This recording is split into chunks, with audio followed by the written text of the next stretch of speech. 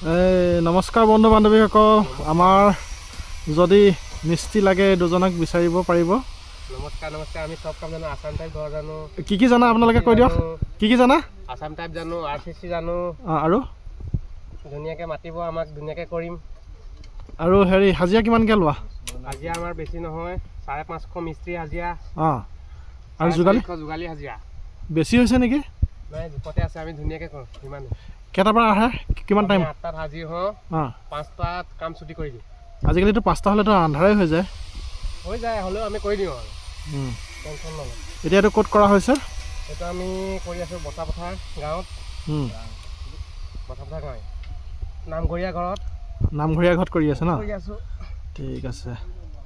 আজি এইটো ঢালিব চাগে? আজি এইটো ঢালাৰ চেষ্টা কৰি চাওঁ, বিম কিমান কি হয়, বিম হয়। ঠিক আছে। আজি পাৰিলে ঢালি